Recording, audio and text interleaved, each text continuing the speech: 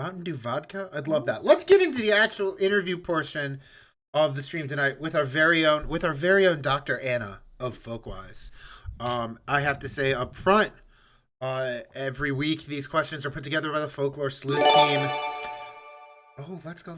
Oh, we got a gift sub. But these are put together every week by the Folkwise sleuth team who writes our interview questions. And if Anna laughs or says good question or something like that, do not thank me, thank the sleuths. Anna, are you ready to get in some questions? I'm ready. Let's go. All right. Earlier you talked about selfies as hmm as like a sort of vernacular digital photography. Can you break that down a little more for the audience? What constitutes selfie culture? Yeah, so selfies can be defined in many different ways, right?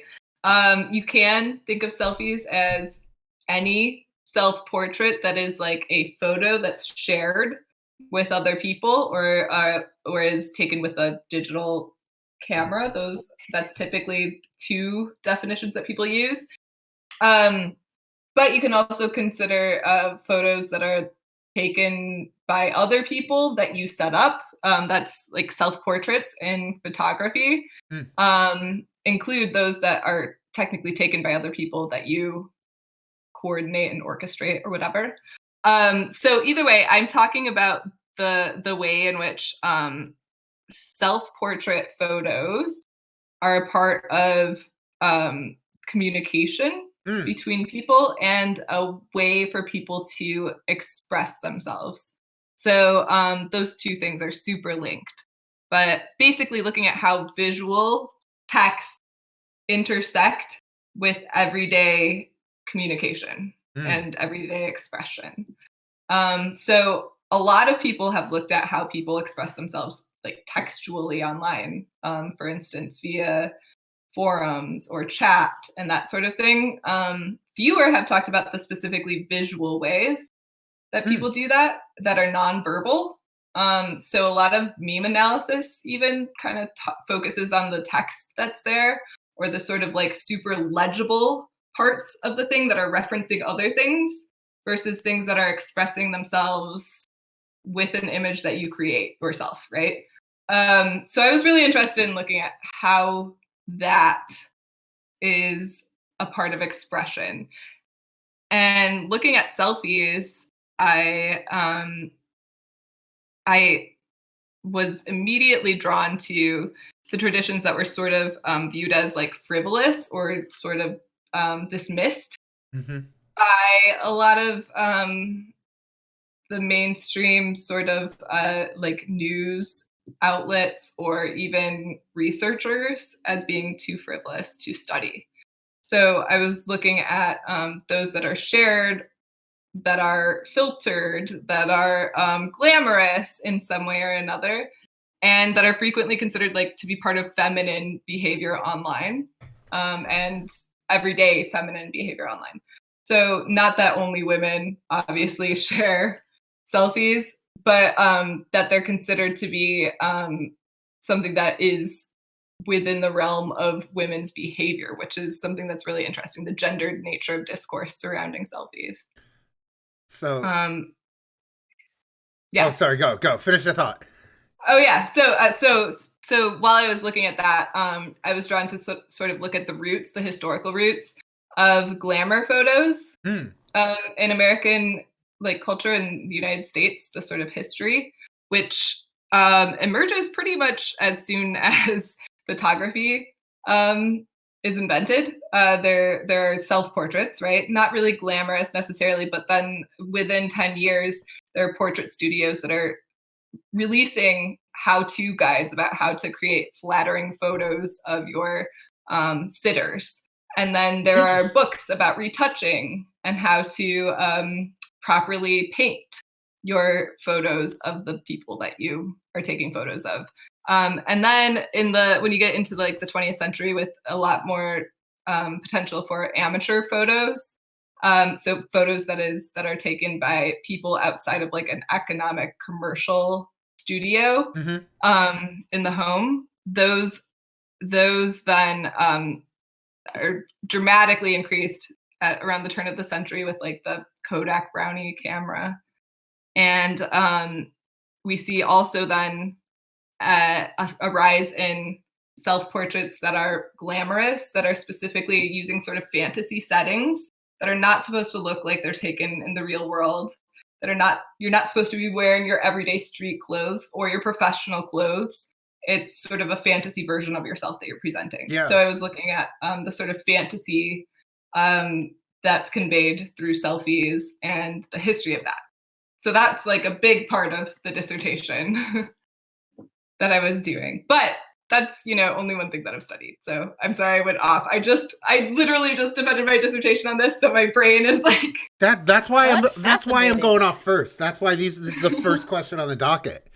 Well, actually, something you said, I'm like, oh, that actually sets me up for a second question. So you're talking about selfies as like feminine. What was the word you used? Did you say behavior or performance? oh, that it's considered like frivolous, like and feminized, sort of like in Feminized. popular culture. So that's specifically the way that it's. There are like a bunch of research articles that come out in like the early 2000s that talk about how men don't take selfies. And these are kind of like pop science articles that are like, oh, this is a thing that we found, which is really not necessarily true, but it becomes sort of part of the popular discourse surrounding selfies in like the early 2000s that it's Sure. And then there are a bunch of these like popular articles that come out around that same time that are like, here's how you take a selfie, men, because you don't know how to, sort of guides for men to do it. So there's this weird sort of gender discourse that emerges surrounding selfies that I think continues to some extent today. Yeah.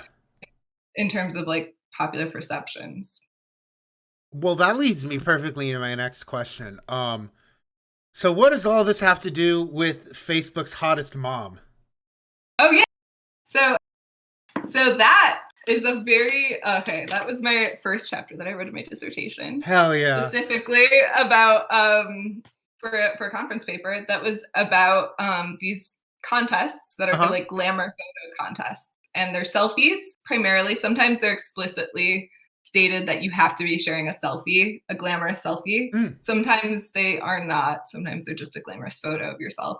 And this is an extension of like previous contests that involve photos, specifically radio call-in shows had like hot mom contests before social media.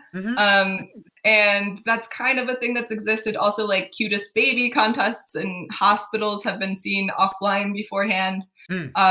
This is like a thing that's kind of like a part of everyday, like the engagement that people have with photography in a kind of public setting in everyday life.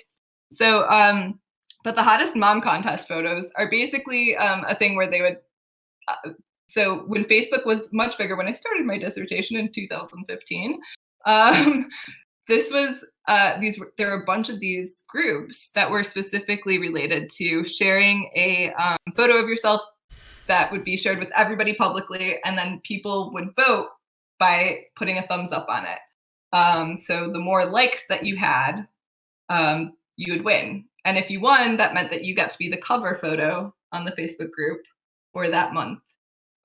So there were a lot of rules in these groups that were like about what you could or couldn't share, nothing like explicit or nothing depicting somebody else. There are rules that basically reinforce the sort of glamour photo tradition in some ways. And then there are rules for how people interact by saying that you can't say anything negative or derogatory. You can't say anything that's upsetting. You can only show support, right? So there's an interesting sort of like rules that are governing the aesthetics of the photos as well as the interactions surrounding them. That's fascinating. I'm so glad. I'm so glad someone's on it. You know what I mean? I'm so glad that you're on it. Yeah, I'm on it. I mean, I think it's something that like is kind of overlooked and something that is an interesting thing to consider and especially to not dismiss. I find it a little bit disconcerting how a lot of research that's surrounding selfies is focused on either the marketing potential of like selfies or something involving that, Yeah. or about how this is an indication of like psychological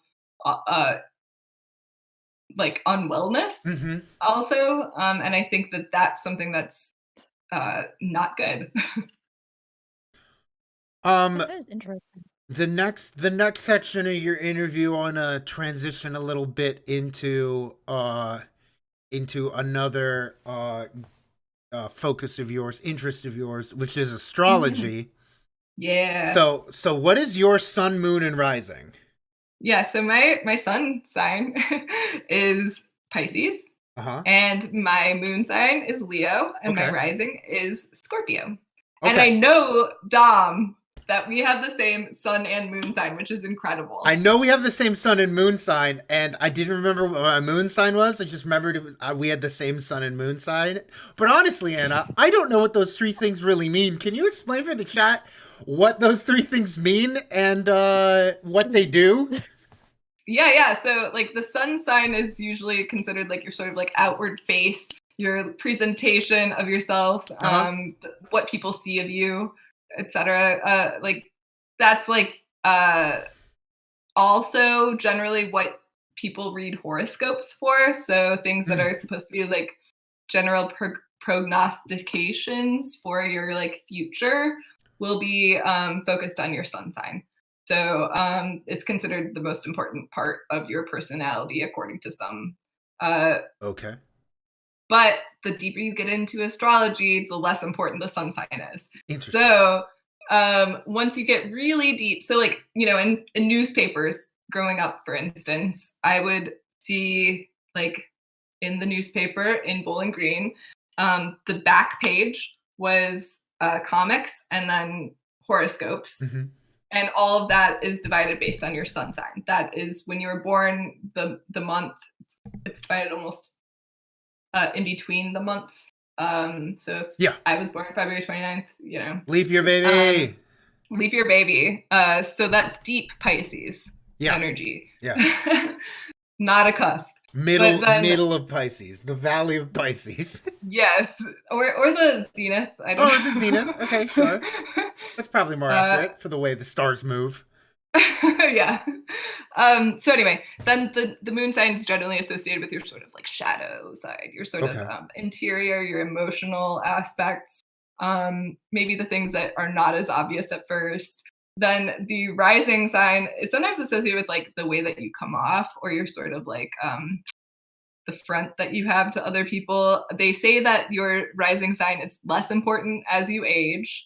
The rising sign changes super frequently during the day, so that is the most likely to be inaccurate or cuspy out of anything.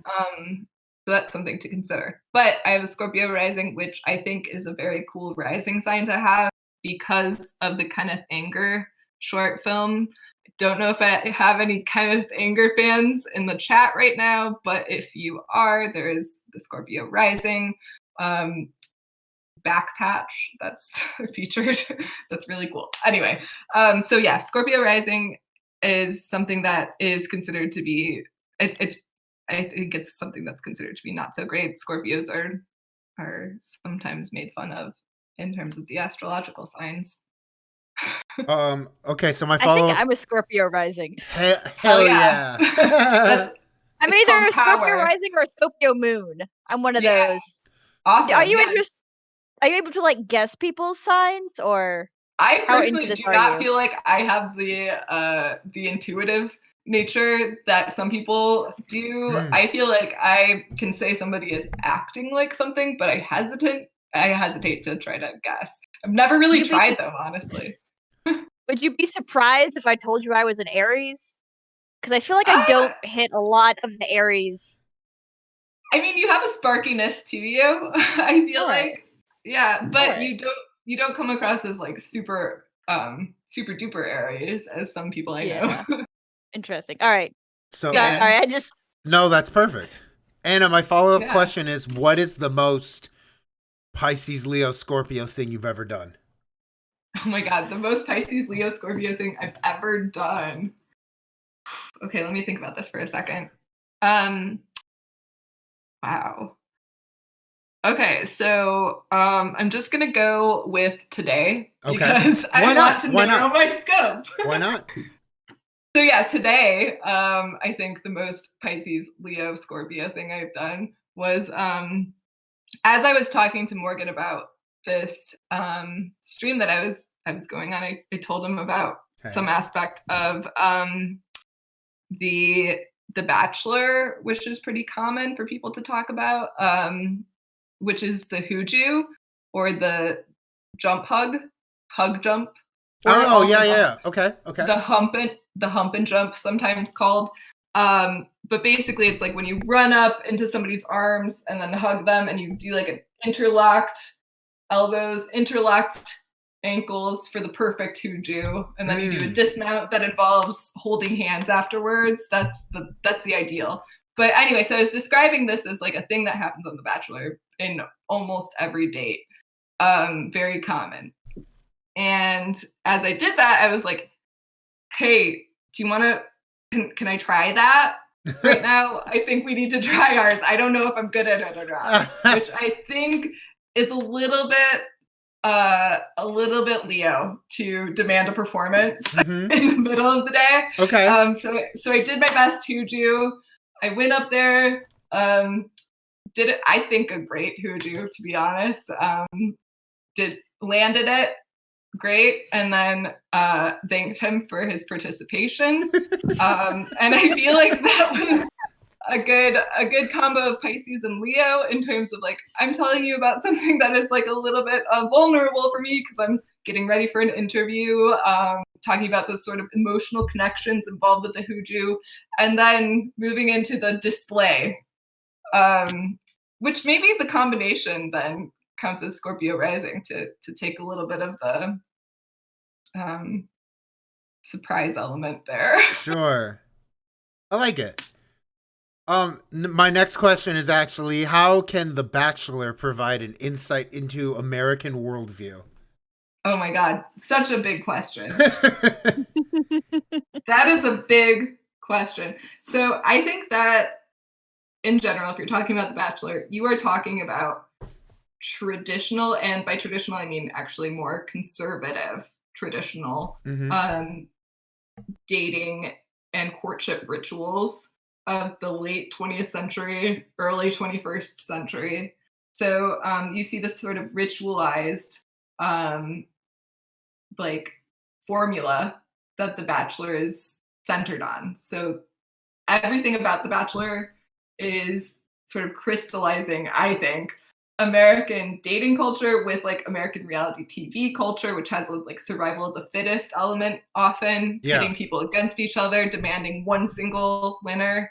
And then everybody else loses, right? They don't get anything ostensibly in this. So it's a winner take all thing. So I think that The Bachelor synthesizes these things very well. The dating sort of rituals and courtship things that like emerge, as well as the kind of cutthroat capitalistic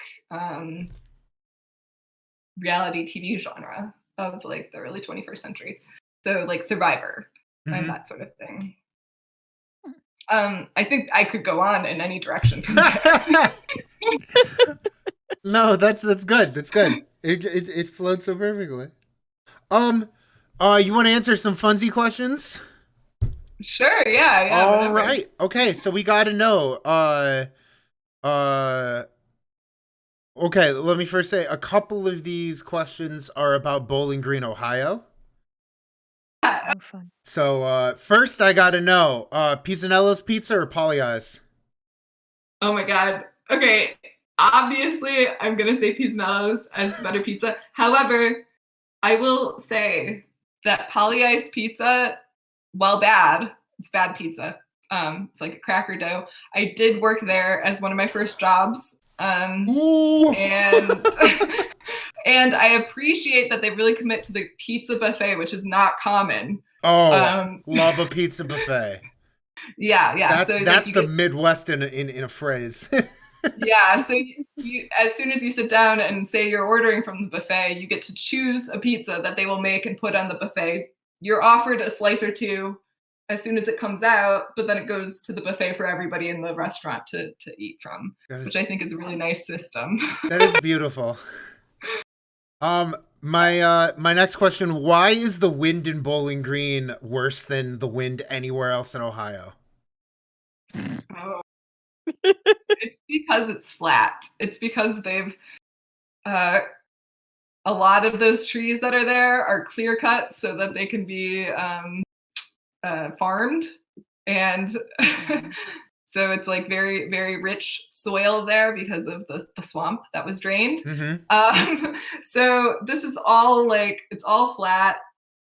Wind there is bad because of that. I'm curious where this person is coming from that it's the worst in the world, because I feel like Chicago's typically Oh, worse than Ohio. The worst wind. cold. I The always worst in hear. Ohio. I always hear BG people saying like, "Oh, it's windy, but not BG windy." Really? Okay. Well, Yeah. that's interesting. I do think that it's intense. I think it's just really flat there and there's no wind barrier. So it just like Sure. blows over. It's definitely like the edge of Tornado Alley also. So. Thank you to my friend Brian from Bowling Green, who I sourced those questions with. If you're watching, the next one, which Brian also said we got to do a question, but the sleuths and I already came up with this. What makes you, or what do you want to? I know you talked about doing an ethnographic study about this. What interests you as a folklorist about the National Tractor Pulling Championships? I'd love to talk. Okay, so the National Tractor Pull Championship takes place every year in my hometown, except for last year, did not happen officially. And there, so this was something that was very formative growing up. Like the whole town sort of changes that weekend. It's one of the largest motorsport like camping events in the country, after like the Daytona 500 and then the other NASCAR ones. It's the like third or fourth largest out of all of them. Okay. So wow, ton of people come, like a lot. And like the fairground is used as a camping ground for a bunch of people to party and hang out as they watch the tractor pull. And one of the things about the tractor pull that I found out only after I left Bowling Green is that a lot of people don't know what a tractor pull is. So when I went to California, when I moved here and told people about the tractor pull and my like how I want to talk about it or write about it someday, I had a lot of people be like, "Oh, is that like when you pull a tractor?" Or like imagining like some strongman competition or something like that. Like they had literally never heard of a tractor pull that involves a weighted sled and so I had to like explain it for the first time to people who had never experienced it. And explaining it is like, yeah, go ahead. I just wanted to say that I also imagined someone pulling a tractor in neutral or something like that. Okay, great, yes. So this is like a common thing. A lot of people who didn't grow up in super agricultural areas, I think mainly, don't know what tractor pulls are. And maybe even people who did grow up in those areas, but also didn't go to like county fairs very often. Yeah, I lived right on the edge of like rural and city Virginia. So like I'm in that weird liminal gray area of Northern Virginia. So like I moved out of the valley pretty early on into more urban stuff because my dad worked in DC. So I think I just missed all the fun rural parts of Virginia. Yeah, no. So like the tractor pull, right, is like this thing where on the like the like dirt track, where on the fairgrounds usually, they have different classes of tractors. So like very small ones, and I found out that they even have like lawn tractors. Shout out to Shitbird and Flexitron's brother. But so they have like very small tractors all the way up to like these custom tractors that have like multiple turbine engines attached to them. So they have different sizes of engines, right? And then they have these souped up engines on these different tractor frames. And they try to make them as strong and as like powerful as they can. And then the further they go forward in the track, they have the sled attached that digs into the ground. The further you go forward, so it digs into the ground, and then that creates more weight. So basically, like the further you go forward, the more weight you're pulling, which so the further you go forward, the stronger your tractor is, the more it pulled in terms of weight. Yeah. Okay. And by the end, the like tractor is like bucking up and down. Sometimes there's like crazy mechanical mishaps that happen and fires. It's extreme. It's very loud also. Yeah.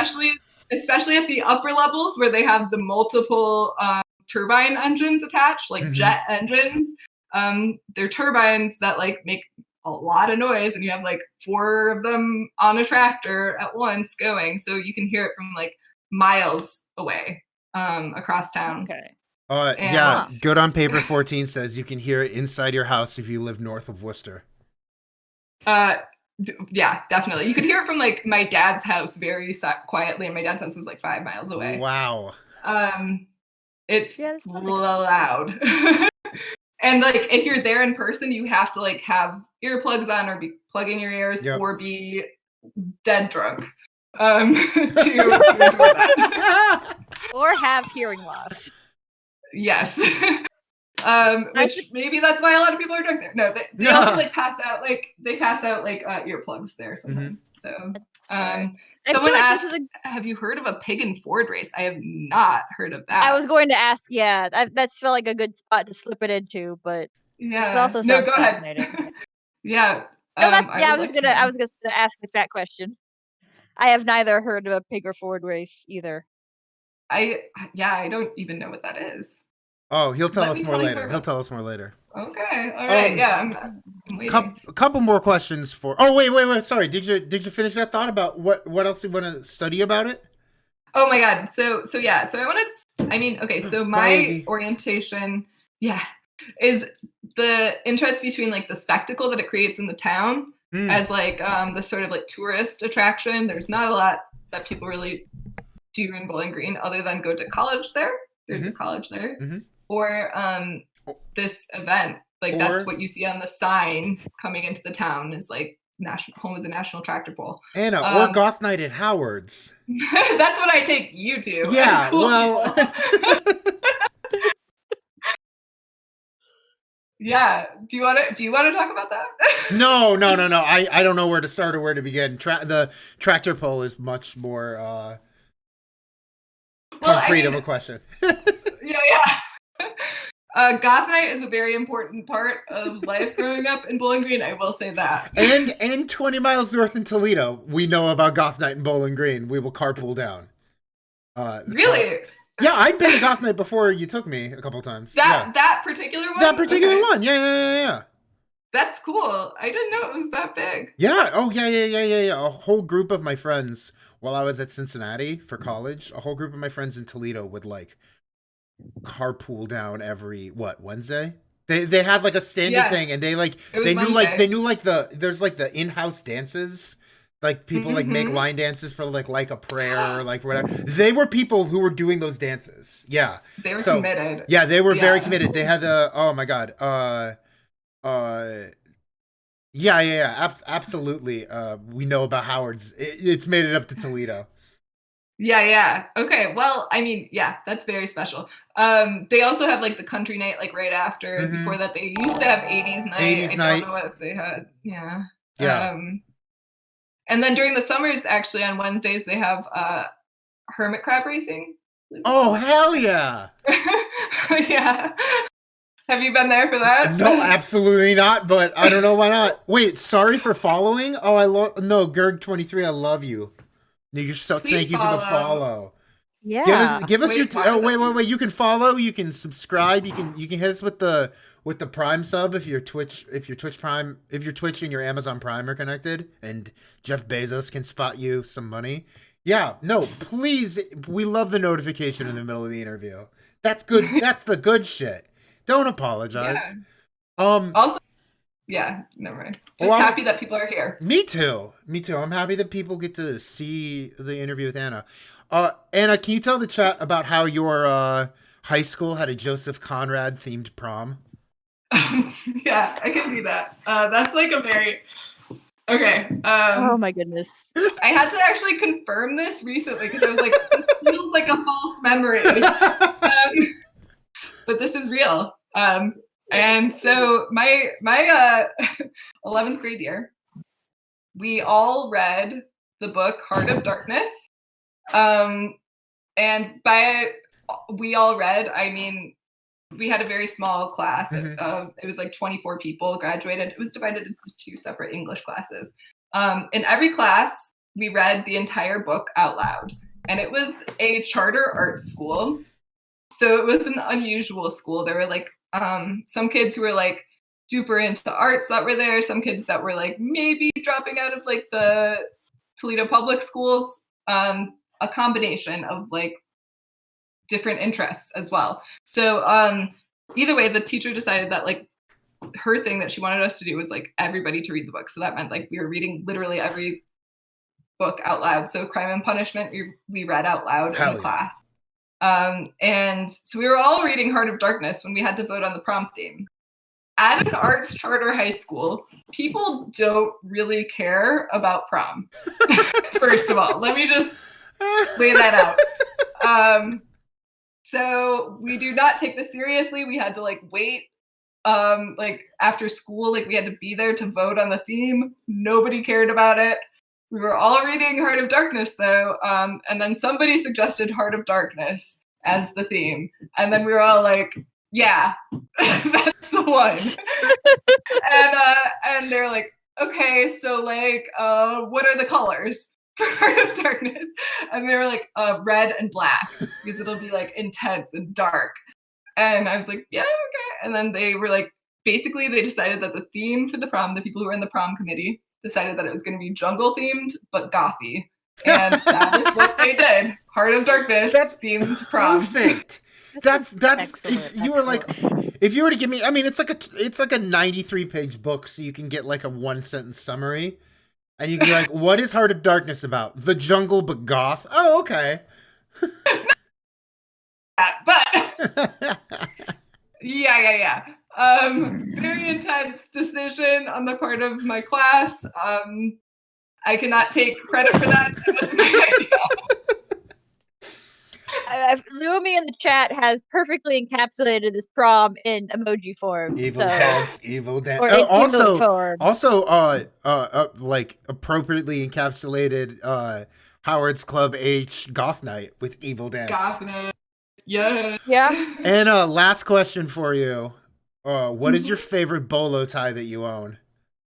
Oh my god. Okay. The favorite bolo tie that I co-own. As I am now married. I feel like I want to show the collection, but I won't. Instead, I'm going to wear it when we come back. If we have a little break. Sure. I can cut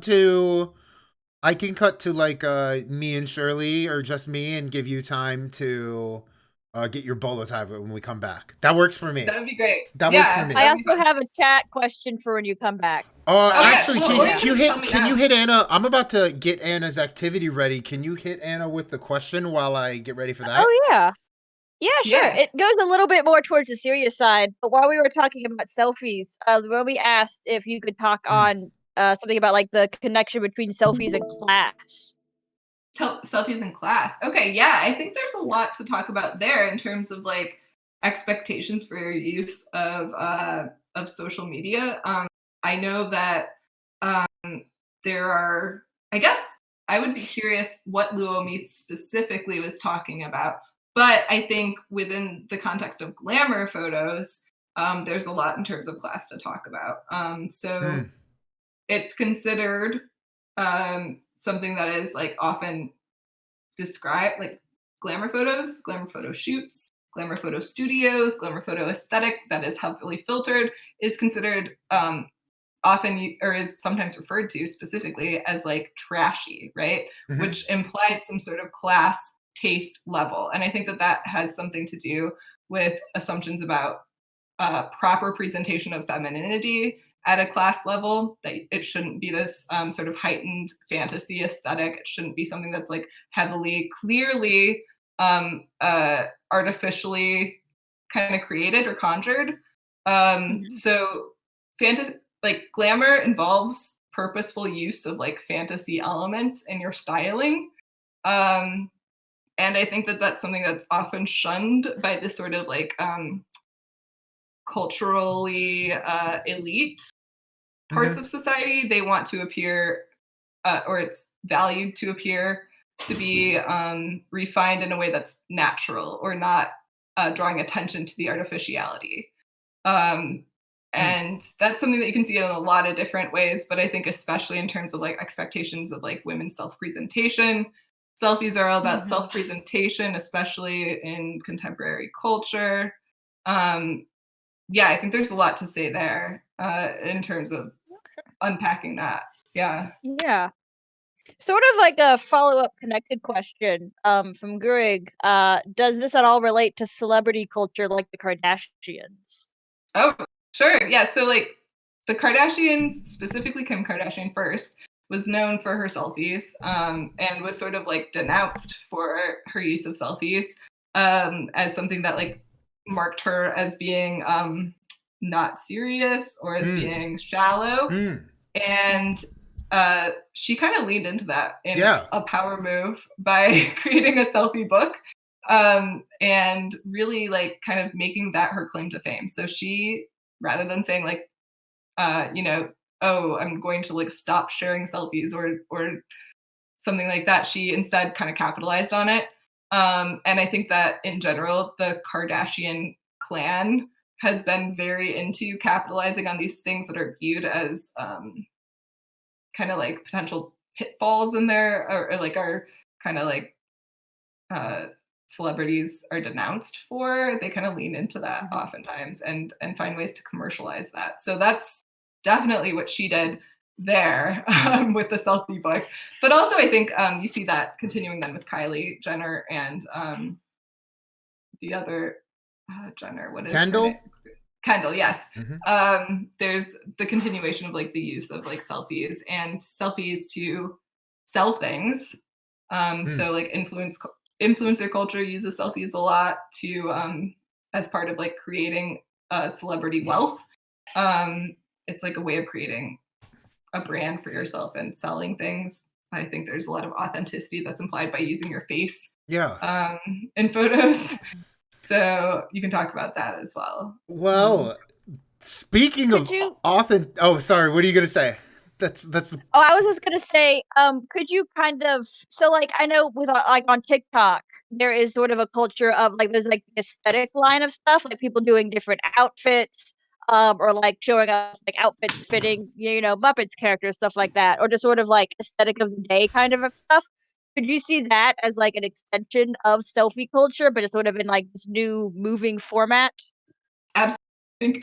So for my dissertation, I decided to say that I was only going to be talking about still images. And that was a decision that was based on just limiting in order to find some limits that I'm talking about. However, if I were to talk about it in a more holistic sense, you'd have to talk about the moving image. You'd have to talk about the way that like these sort of shortened forms of video that are shared as like individual posts are used as a way of self-presentation now.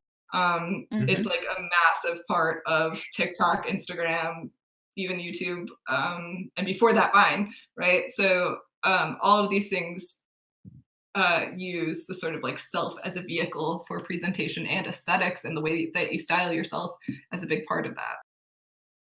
Yeah. Cool. All right, Anna, you know it's coming. But are you ready for your tier list? Oh yeah. What is it gonna be though? Okay, well you gotta in Discord, you gotta hit view stream.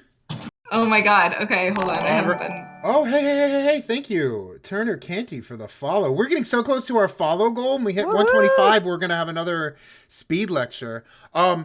All right. If you don't know, if you've never made a tier list before, they come from fighting games as a way to rank character choices. But on Twitch, people use them to rank all sorts of everyday things, which is why I love them as a folklorist. Anna, are you ready? Anna, today we have you doing a tier list of virtual influencers. Oh my god. Okay. So for the the chat, can you talk about what a virtual influencer is? So Lil Michaela features in my dissertation. Lil Michaela is a virtual Instagram account, or an Instagram account that involves a virtual character called Lil Michaela. And she is artificially generated, computer generated, like, graphics. They say, the people who create her creators say that they do not use photos. It's all generated like through like rendering, which I have trouble believing. Actually, I'm not sure about that. But either way, very, very hyper realistic is sort of the like intent behind this. Sure. And she does collaborations just like any influencer with brands. She wears particular clothing, so she'll do like a photo shoot for like, I don't know, Prada, standing on top of like an RV in the desert. And it's like, it looks very realistic, but it's being worn by this not real human that looks very realistic. Yeah. So a lot of her photos are selfies, which was what I talked about. Exactly. In the dissertation, she uses selfies as like a big means of communicating through Instagram, or her creators decide to portray her taking selfies. So we have a list of a handful of oh man, how did you describe them earlier? Did you say like computer generated people who sell things online? Yeah, they're like characters that kind of like, yeah, they're characters. So sure. we have a list. We have a list of these characters, and as you may know, S is masterclass. D is barely passing. I'm gonna go down the list, and you're gonna tell me where the virtual influencers fit. Are you ready? Okay, yeah. I may not know all of these. I'm like looking at them now, and I know several, but I don't. I will at least describe them if you don't know all of them. Okay, I will at least describe them for you. Okay. So first off, we have your girl herself, Lil Michaela. Lil Michaela has to be S tier. S tier right off the bat. Now, what makes her S tier? So first of all, I am almost, I would say 95% sure she has the most followers out of all of them. She's kind of the original. She's been around for a super long time. Some of these other ones kind of crop up around her. Yeah. She is also, or the subject, I should say that like Lil Michaela does have some problematic things in their history. I think the account does. A lot of these do. A lot of these influencers do. Yes. So Lil Michaela definitely has done some weird things. Like they had her come out with like a Me Too style story. Which Lil Michaela is not a real person. That's a little tone deaf, yeah. It's a little weird for them to have this kind of thing about like how somebody, like this first person account about somebody like violating her in a like cab, I believe it was. So like that was really weird. That's so that's so unusual. Yeah. I just think that there's a lot of kind of like weird kind of cynical plays that Lil Michaela's like creators do sometimes. But in terms of like reach, in terms of like honestly like level of the rendering, she's on top. Like it's art. It's bad, maybe bad art, but it is art. Sure. Okay. I can get behind that. Next up, we've got Blocko22, kind of a, what would you call him? Ooh. Like a vlogger? Yeah. So Blocko was like, I believe, did Blocko date Lil Michaela? Maybe. Okay, they were seen together. They were seen together a lot. There's some stories behind that, but so the creators create some like lore involving these like virtual influencers sometimes. And Lil Blocko's pretty cool. I like Lil Blocko's game overall. I think it's cool that Lil Blocko like doesn't have his whole face revealed most of the time. That's kind of cool. And also I think adds to the realism that's involved there. Like, because somehow the lower face area, I think, is the area that has the most trouble translating to a virtual format. Sure. Yeah. But anyway, I'm gonna say A tier. A tier. Yeah. Next we've the got. real question is, what was Little Michaela's and Blocko's ship name though? Oh my Is the god. real I don't question. know. What would you say, like Lil Blocko? Blockala with a 3. Blockala. Or Blockala with a Q, rather. BLAWQ. Like Oh, wow. Halo. That's already crazy. Next up, signed model for Fenty Beauty. Shootogram. Oh, okay. She's pretty cool. Oh, I heard about this one. Yeah, so this was kind of like, instead of like how Lil Michaela is like shown as to be like just like a real person with the emphasis on specifically like being like a real 19-year-old, this account was meant to be like a model that like had an Instagram. So it's kind of a different positioning. But she was very high fashion from the beginning. So man, okay, I'm trying to like look at all these. I can't place too many. I'm gonna say A tier as well. Behind Blocko? Oh, behind Blocko? Yeah. Okay. I like the story that is behind kind of like Lil Blocko's aesthetic a little bit. But that's true. She is great. She is high quality. I kind of like the weird like telenovela aspect though of like or the sort of like soap opera-y things that Lil Blocko does dip his toe into, so I'm gonna place him ahead. Got it. And then our other model on the list, signed by Lips, we've got Daisy Page. Okay, this one. Wait, I'm trying to look at the picture. I'm not sure I know who Daisy Page is. You can leave her off the way TJ didn't want to comment on East Texas barbecue. I will ask the chat for Lifeline if they happen to know her. Please type in the chat. This is one I am not familiar with. Got it. We can skip over. We can skip over for now. The next one I have a feeling you know. Okay. And that is Bermuda is Bay. Okay, yeah. Bermuda's Bay is bad. Bermuda is bad. Okay, so she's like really the heel to Lil Michaela's face. Not that Lil Michaela's perfect, but okay. Bermuda has this like history of specifically doing like MAGA posts or like very conservative, weird posts, and then kind of coming back and being like, my account was hacked.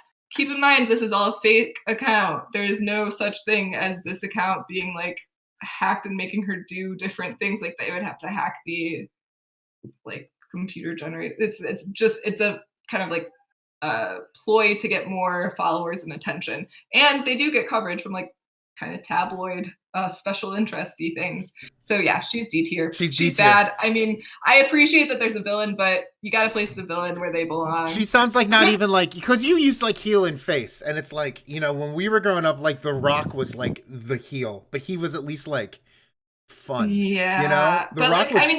They try to make her.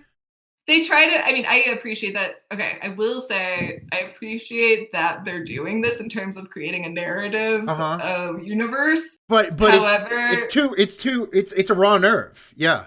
Yeah, and it's weird because it comes across as like a real person rather than like a fictional being to a lot of people. Sure. I think that there's a line there that's kind of delicate, and I don't think that they did it the right way with Lil Bermuda. Got it.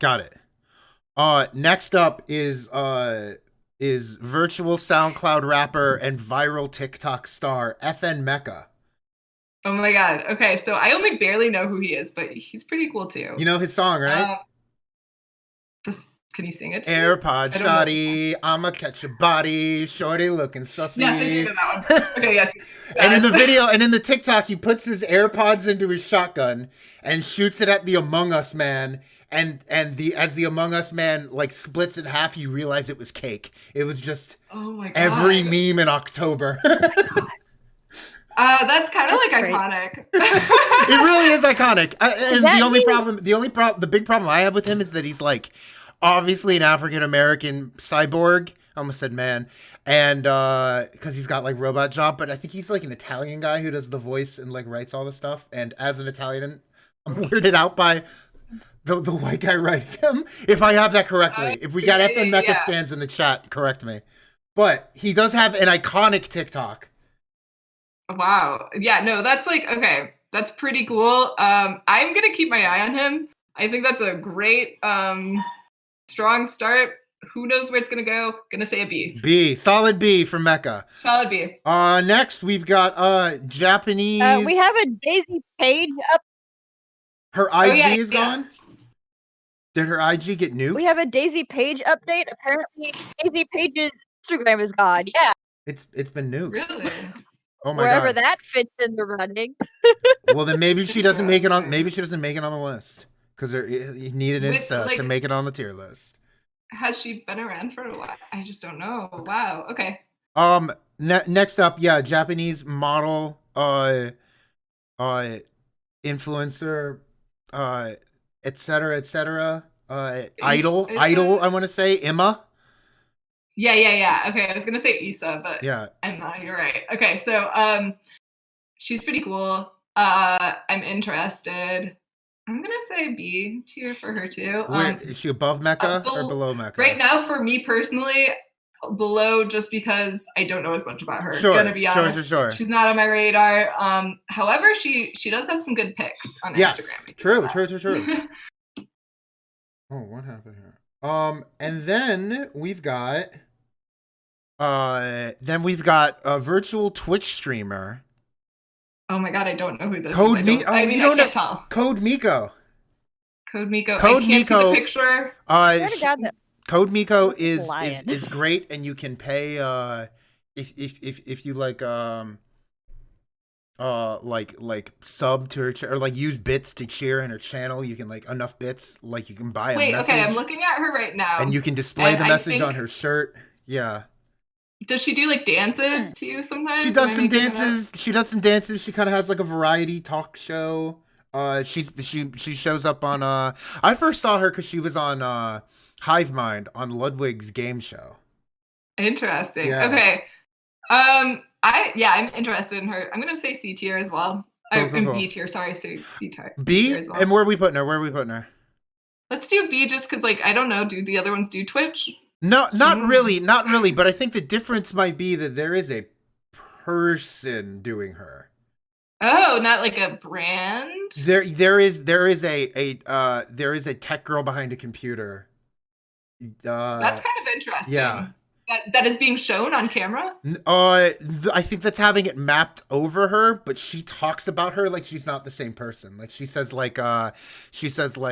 engineer or whatever she calls her. Engineer just got a new mocap suit. Now she can go to the bathroom easier. That makes my life better. You know? Oh yeah. Yeah. Well, okay. That's pretty typical for them to talk about their creators. Oh, got it. Okay. Yeah, in the first person like that, like of the character. Yeah, that's a thing. But that's digitized in real time, eSheep says. That's Wow, that's cool. Yeah, I'm on board with that. And because I think we were debating putting like a VTuber on here, but I guess a VTuber is supposed to look like a cartoon, whereas Code Miko is supposed to look like a human, which put her on the list for us. Gotcha. Except so like the sort of like realism, hyper natural kind of. Yes. Yeah. Except we did put one anime girl on here because we decided she was the godmother of the whole scene, and that is the OG Hatsune Miku. Where is Hatsune Miku on the list? See, I originally thought that like whoever the last one was a similar thing, and I was like, that's kind of cool. Okay, so this is different though. I mean, it is that I'm gonna say she is pretty original. Yeah, Hatsune Miku's When did she come out? The Like 2007? hologram. Yeah. Yeah, no, Yeah. that's super early. That is cool. I love that. As considering her as like the original, I hadn't considered. She still puts out music too. Let's go, Miku. Yeah. And if you remember, she She invented also Minecraft. does live concert. Well, that the picture we Like, used. continues to do. The picture we used is her live. So we've got people with like their glow sticks and not the glow sticks, like the K-pop I do light know wands. She, like, does those like live Yeah. shows? Does she Yeah. She almost continue played to at do stuff UMW. online? I think she's done stuff. I think she's done stuff online. Or is she a purely live venue person? No, I think she does both. I think she does both. But like, yeah, she does Okay. live venue with like her backing band playing live and like Yeah. the hologram I going. love Yeah. that. I love that. I love that it's taking it to like the real. And I have a feeling that we'll see more of that in the future. So I'm gonna say S tier because that's okay. Now, okay. So we've got the kind of the two big dogs. We've got yeah. Miku and I can't grab this thing anymore. We Little got Michaela. Lil Michaela and Hatsune Miku. Where does they go? I think Hatsune Miku goes behind Lil Michaela now, just because Lil Michaela is unnerving. The uncanny valley there is significant in a way that Hatsune Miku does not tickle that part of the visual eye. So yeah, I know what you mean. But basically, yeah. On a scale from Lil Michaela to Bermuda, how problematic is your virtual person? And right, and there is Anna's virtual influencer tier list. That is true. Anna, do you know? And speaking of last week's stream, excellent. do you know about Hatsune Miku inventing Minecraft? Inventing? Yeah, Minecraft? have you seen this? Okay, so no.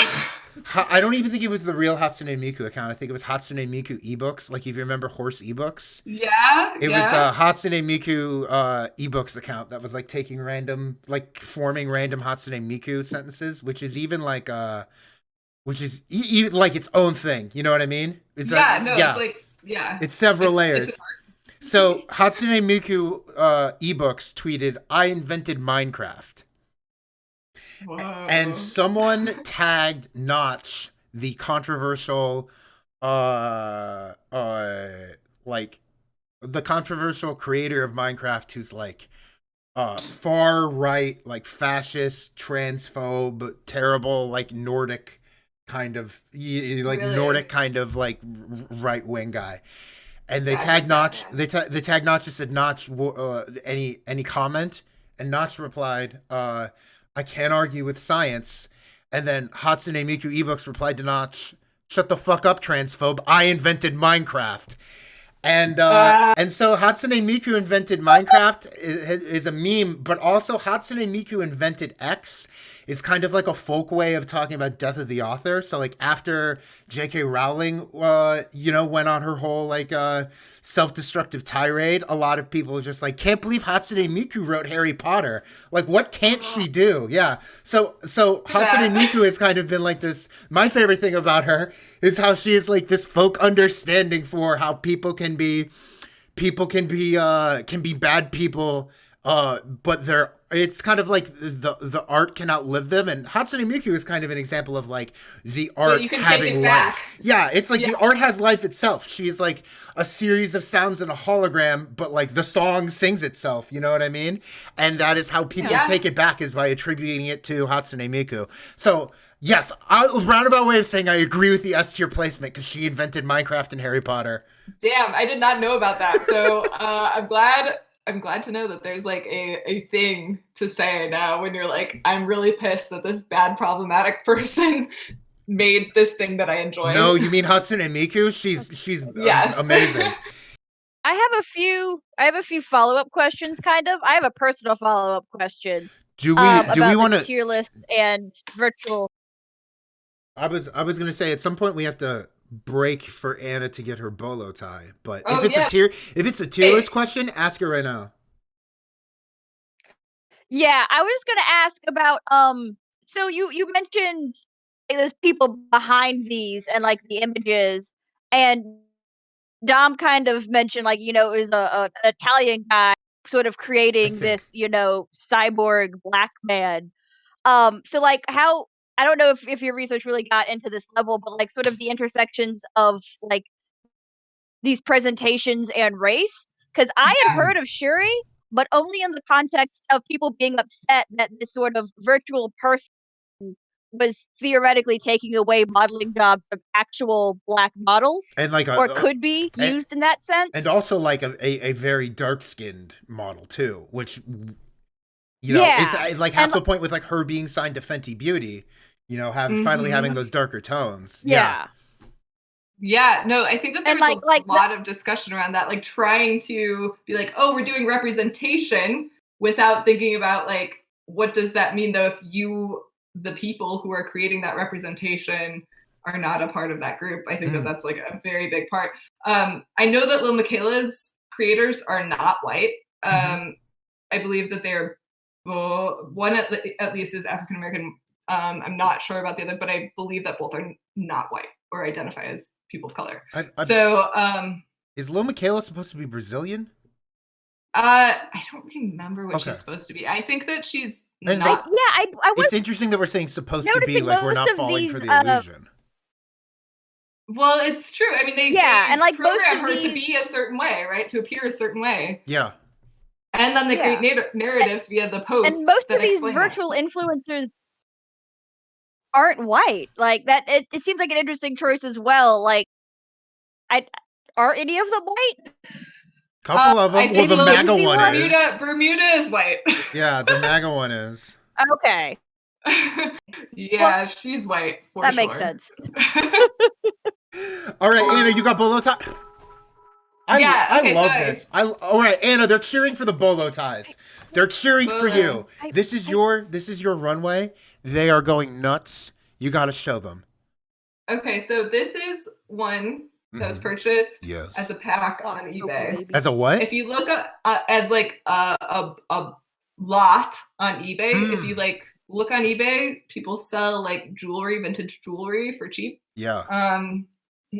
So this one is one that is pretty cool. Whoa. It looks kind of handmade-ish. And it has this kind of like, I don't know, to me it makes me think of like % sign on top of a half moon. But it could be kind of like a yin-yang maybe, but with blue and red. Either way, it's very cool. It's very what is it, like the Memphis design style that's like in right now, the kind of chunky blocky style. Also Mondrian. I was gonna say it looks like Mondrian. It looks like Mondrian. I don't know how to say his name all French like. How do you say it? Mondrian. I don't know how do other people say it.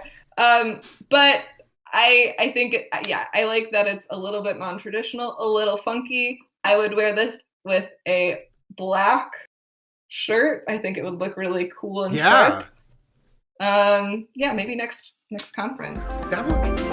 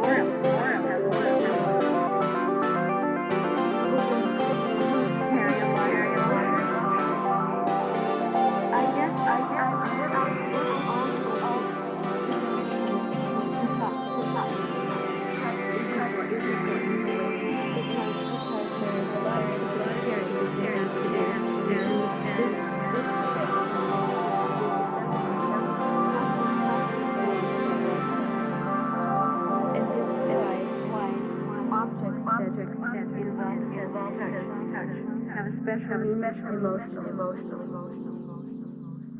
Quilts have had meaning on many levels.